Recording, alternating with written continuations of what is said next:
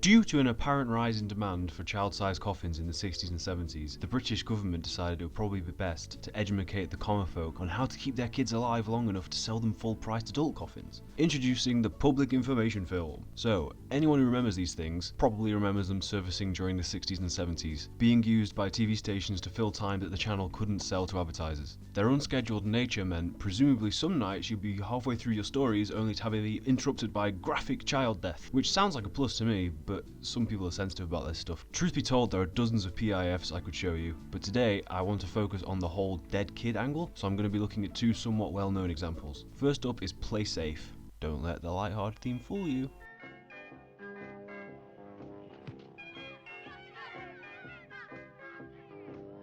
It's hard to imagine this being necessary in this day and age, but apparently back in the day people just didn't get electricity. Do you realise you're sitting on a live electric wire? Well, so what? Can't hurt us birds. Look at this.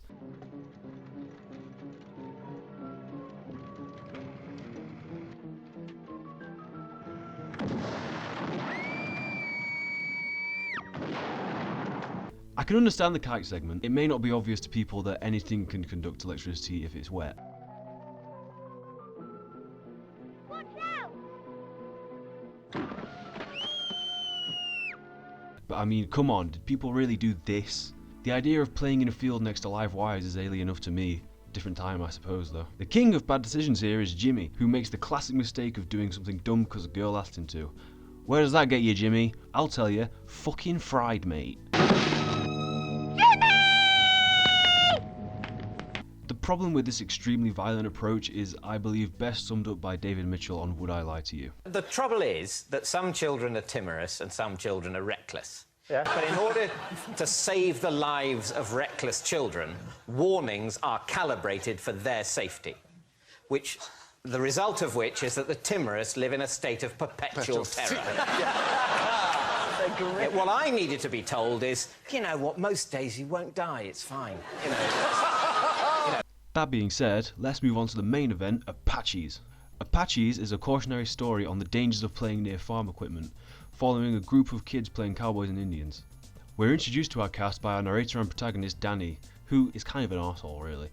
Kim, 8. 8 years and 3/4, she says.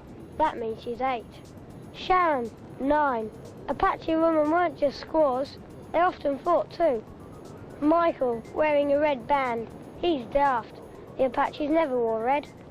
Me, Geronimo, chief of the Apaches, great warrior of the plains. Tom, Robert. Nothing to say about those two.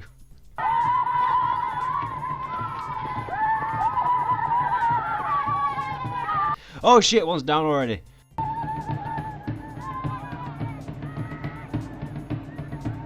First on the chopping block is poor Kim here. Holy shit!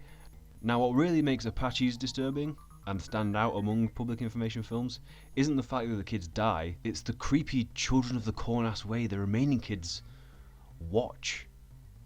I mean, look at them. What the fuck? Look at this guy, he didn't give a fuck. Strangely, the most upsetting scenes are the aftermath shots, where you see shit like this.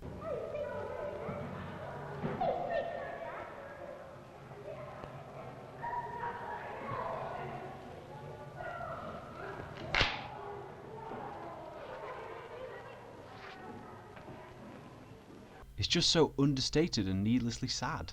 Let me remind you, this is supposed to be an information film aimed towards children. Now look at Hattie McRedtrousers here, literally drowning in animal waste. Ah! Daddy! Daddy! Daddy! Daddy!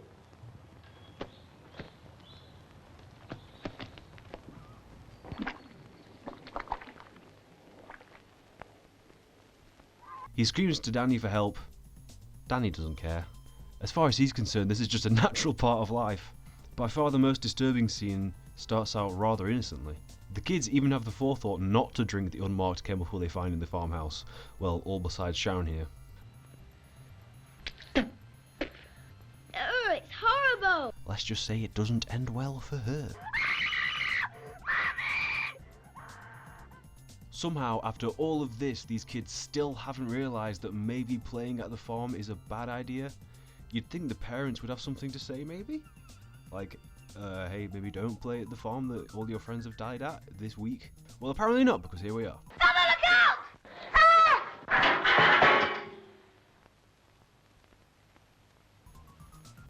This one isn't so exciting, although at this point I'm probably just numb to the shock value.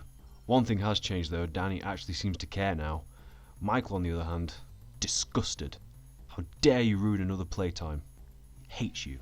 Anyway, with only Danny and Mike left, it's anyone's guess as to who the farm will claim next. Oh, it's Danny. He drives off a cliff in a tractor.